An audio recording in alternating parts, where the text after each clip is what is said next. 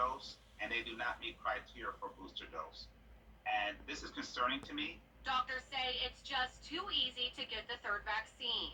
But I believe pharmacies have a responsibility to ensure that whoever they give a booster dose to actually qualified. It's not just a matter of a patient telling them that they qualify. There's a reason that 3 million people, approximately, in the United States have already received a booster that do not qualify underneath the immunocompromised tab. Doctors say if you do not meet the criteria, getting any vaccine or medication is risky behavior. They say we don't know the effectiveness or the risks.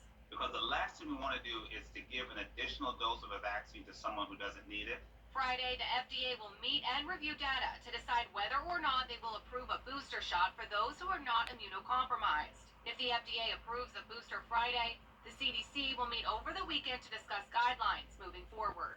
Wait for the data to come out Friday to be evaluated by the experts so we can see the safety and effectiveness, that risk versus benefit in the general population, and let's let that recommendation be made before you're running out there to get that booster dose. We'll keep you updated on the FDA's decision.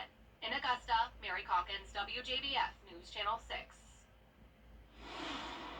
Chief Meteorologist Tim Miller is here now with a first check of your weather. And Tim, the rain you've been talking about is here. Yeah, we're here on the roof, and we can see it outside for sure, especially with Live Viper 6. So as promised, the rain is here, guys. This is some pretty heavy rain at that. No severe weather, but boy, it's raining cats and dogs, or as Michael Kenny would say, a frog strangler. Look at this rain here, so be careful on the way home, especially over the next hour or so as this rain will moving south to north. All into Aiken County as well, just north of Aiken near Springdale. Interstate 20, of course, I-20 is a wet ride home. And the same thing is east or west here. So there's give you an idea, there's Hepzibah, right north of you. All this activity is moving off towards the north and south to north. And I'll show you the broader perspective here. So the heaviest rain's over us now. That will continue to move off towards the north, and then more rain coming up for us tonight. This is all thanks to Nicholas, tropical depression. Nicholas, with wind speeds of about 30 miles per hour, soon to be just low pressure, basically what it boils down to. But all the moisture is starting to move our way. I'll show you the water vapor loop. Notice all the brown, the dry air that we had, totally overcome by all this moisture. And that's going to be around with us tonight into tomorrow as well. Some current temperatures are holding steady because of the rain. We're into the 70s, but it's very muggy outside. In fact, Futurecast will start at 8 o'clock tonight. We'll still have our showers till about 8, and then a little batch of some heavy rain perhaps moves in around 10, and then after 10 o'clock through the early nighttime hours, it's just light to moderate rain. And we'll continue this trend into tomorrow as well with scattered showers and some thunderstorms. Coming up, I'll show you hour by hour what to expect for our rain tomorrow in just a few minutes. All right, Tim, thank you. With more children getting infected with the virus, doctors are trying to learn how it's going to affect them long term. Some kids are developing another condition just a few weeks after they recover from the coronavirus. News Channel 6's Chloe Salsameda takes a look at that. Kids can develop multi-system inflammatory syndrome just a few weeks after they battle COVID. It causes their organs to become inflamed and can lead to organ failure and even death. We have had MISC here at CHOG. Kids who recovered from COVID are facing another battle, multi-system inflammatory syndrome, or MISC. It develops 2 to 4 weeks after a COVID infection. A child's body is trying to fight off coronavirus, which triggers another response. They then develop a fever and become extremely sick, needing to be hospitalized. And the likely MISC are the kids that are much, much sicker than the average child with vomiting or fever or diarrhea or belly pain. The kids who have gotten very severe MISC and have died from it primarily have been those kids that have had problems with blood pressure, so heart issues that have led to their deaths, yes. Doctors say the best way to prevent your child from getting this syndrome is to protect them from COVID-19. So that means hand washing, social distancing, and wearing a mask. In Augusta, Chloe Salsameda, WJBF, News Channel 6. As COVID-19 cases among students and staff in the Palmetto State continue to climb, one school district in South Carolina says it's seeing a decrease in new weekly cases. Governor Henry McMaster visited Kershaw County schools to see what's helping reduce the spread there. According to their data, the number of students testing positive for COVID-19 has decreased since the week of August 20th. They credit their layered approach to COVID-19, which includes temperature checks and isolation rooms. Everything doesn't work for everybody. But this is working. What they've done here, using the full team approach with great community support, with enormous staff support, great nurses, and using that data on a daily basis, the facts, the numbers. Kershaw County school officials say 70 to 80% of their staff's fully vaccinated against COVID-19. Aiken County Schools announcing a plan for what they're going to do going forward as quarantines continue throughout the district. New numbers released just last night show about 4,700 students are in quarantine, about 125 employees, and more than 200 students and 27 staff members have tested positive for the virus so far. Last night, board members presented a dual modality plan for teaching. What's that mean? Well, teachers create live instruction for those kids in quarantine. The teachers with live virtual instruction would be compensated for that too, $1,250. An unfolding murder case in the Low Country taking a bit of a turn last night when news came down that there had been an arrest, somebody in custody in connection to the Labor Day weekend shooting of once prominent lawyer Alec Murdaugh. 61-year-old Curtis Smith facing charges of assisted suicide, assault and battery, and insurance fraud.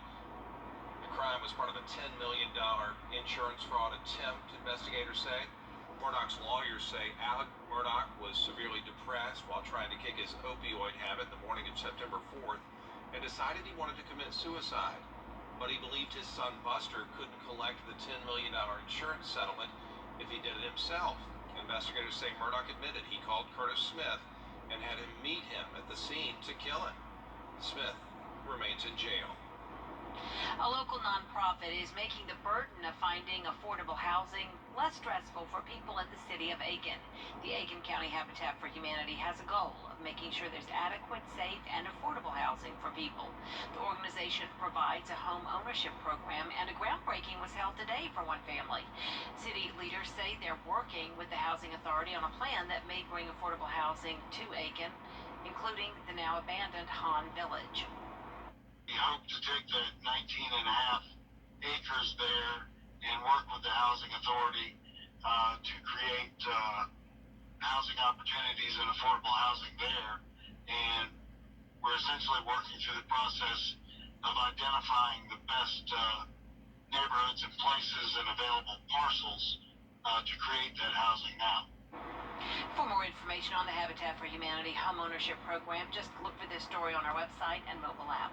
Well, problems with trash service have Augusta commissioners prepared to hold the haulers accountable once again. Back in June, commissioners waived the penalties for missed garbage pickups because the trash company said they were having a tough time hiring people because of the pandemic. Complaints went way up, so a commission committee is recommending bring back the fines. If you're not enforcing penalties for garbage pickup, then they're not as forthcoming in hiring more people when they need to, or following up when they need to. So if you don't have consequences, then you let it get away from you. Now, the full commission still has to approve this. If that happens, the penalties kick back in October 1st. Augusta commissioners debating who should be in charge at some Augusta community centers. The city has agreements with neighborhood groups to operate 3 Augusta community centers. One is Jamestown. That's where Commissioner Sammy Sias was accused of taking sales tax dollars designed to pay for renovations. Commissioner Alvin Mason has replaced Sias and says these agreements need to be revisited. What I want to begin to do is be more transparent and be more accountable to the citizens of Augusta Richmond County. So I want to have a discussion on bringing back the facilities into the Parks and Recreation Department. The administrator will make a report next week on whether the city should resume control of the community centers. A local teacher is being remembered tonight after losing her battle with COVID-19. Now, the school is honoring her as your news continues.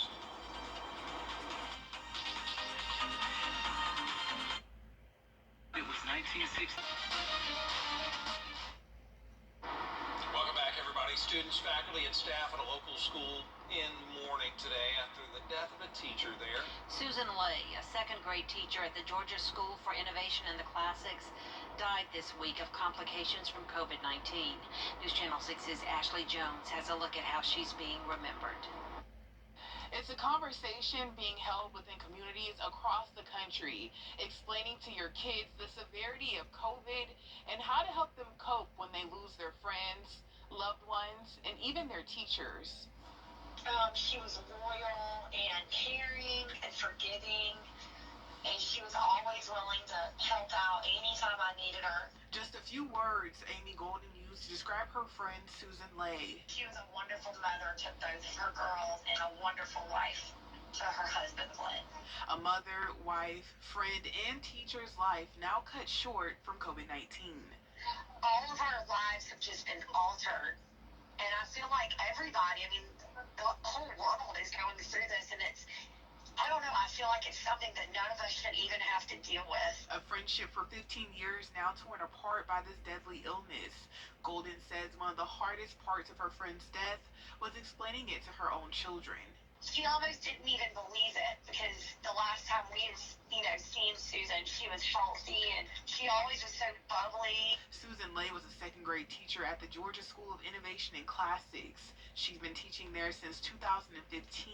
The school superintendent said in a statement today she was dearly loved by the students, parents, and faculty of the school. Mrs. Lay's illness prevented her from starting what would have been her 7th year of teaching at GSIC. Now parents are faced with telling their children their teacher has died from COVID, a tough conversation that's being held in homes across the country. It's definitely tough because it can be very confusing for kids to understand what's going on in the world right now. Wesley Walter is a second-year student at the Medical College of Georgia. He recently wrote a children's book called The Virus That Came to Town. It breaks down what COVID is and how you can prevent it to children. The book definitely opens the door to have a conversation. Walter was working with children at the University of Alabama at Birmingham and became an expert in talking kids through surgeries and other health issues. He's even found ways to help children cope with harsh health realities. And so I think, what we've seen, especially what they've told us in the medical school and what we've learned is the past couple months in this past year, counseling services have been really important for kids, for families, and therapy has been incredibly important just to have somebody to talk to. In Augusta, Ashley Jones, WJBF, News Channel 6. Don't go away. Chief Meteorologist Tim Miller's up next with your forecast. He'll tell us how long this rain's going to last. Stay with us. You can't always choose. Call all night.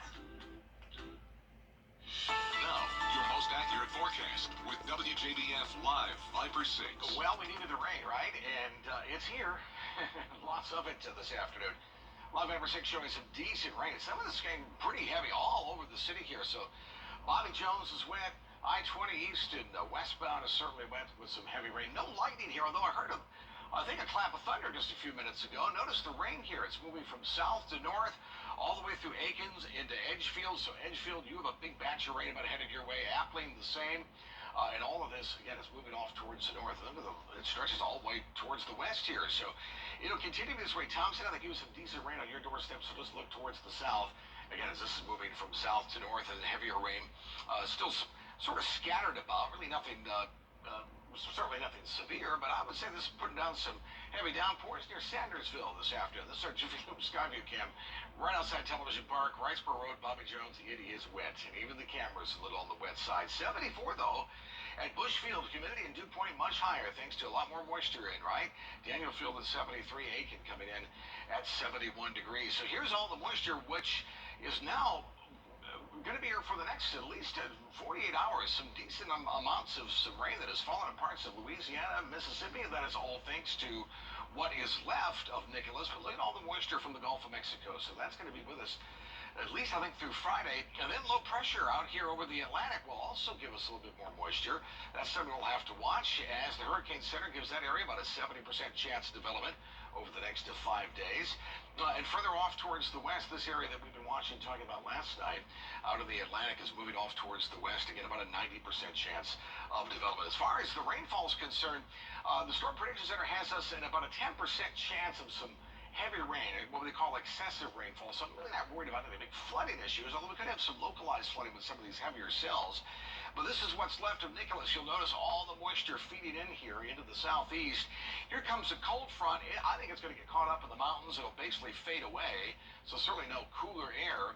We're stuck here in this sort of soupy air for tomorrow through Friday with that low then off the coast of Virginia. We'll have to watch that, but again, that'll still give us plenty of moisture as well. So scattered showers and some rumbles of thunder tonight. We'll continue this into tomorrow morning. Notice with our futurecast, scattered showers and rain. Again, I'm not expecting any severe weather, but it'll be rather cloudy and sort of gloomy tomorrow. It'll keep temperatures down into at least the low 80s. Here's our rain all the way through Thursday night. Again, light to moderate rain before everything sort of moves out for Friday, and then a chance of some showers late on Friday. How much rainfall with this? Well, anywhere from, I'd say, a half inch, maybe an inch of rain in some locations. This model gives us just about a half inch. Down to Swainsboro, about an inch. Temperatures tonight will be muggy. It will be warm, and it will be sort of damp with temperatures into the upper 60s. Tomorrow, notice we're into the low 80s, again with scattered showers and some thunderstorms. And our 10-day Viper Alert forecast will continue that for Friday. A little drier, perhaps Saturday, Sunday. We'll have to wait and see how this plays out. There could be another little disturbance that gives us a better chance of showers. We'll just keep that rain chance at about 30% for now. I think it's coming now, though. Yeah. Indeed it is. Very loud. Still to come, experts say you're going to want to start your holiday shopping soon. It's hard to believe, but they say there are a few reasons presents might not get to you in time if you don't. The story coming up. How's that data work? Recovery from the coronavirus has created a demand for workers across several industries, and now companies are just trying to fill jobs as the holiday shopping season gets here. Yeah, the openings range from local mom and pop shops to major corporations like Amazon. Riley Benson reports. A demand for consumer goods with holiday shopping around the corner. Now companies are gearing up to meet the need. Right now, based on the need, especially headed into the holiday season and like Black Friday and those kinds of things, there are companies that will hire folks that have no experience whatsoever. Job openings ranging from manufacturing, transportation, office jobs, and more. Hire Dynamics holding their third Hire Palooza event in a year, hoping to fill more than 300 positions. Specifically related to industrial position, then manufacturing or logistics, and then like office admin type jobs. And those are what we're working on filling. Tri-County businesses aren't the only ones looking to fill openings. Amazon announced today they're hiring 125,000 new workers, 1,000 of those right here in South Carolina. Dave Bozeman, Vice President of Amazon's Transportation Services, says it's been a busy year. We've hired over 450,000 employees since the pandemic started. And from a growth perspective, we've launched over 250 buildings so far this year. Amazon plans to open more than 100 new buildings by the end of the month, and it doesn't include the company's seasonal workforce. So we're really seeing growth across the entire network. Certainly there's going to be a little bit more here and there depending on the market that you're in. From global companies to mom and pops, it's a rush to remain competitive, both for consumers and those getting the product out the doors. Right now, because of the challenge in the economy, companies are doing things like hiring or attendance bonuses. There's been a huge percentage of our customers that have done pay raises even in the last 6 months. We are working on several news stories for you for News Channel 6 at 5:30. Including the results are in from California's governor election. That story and more after the break.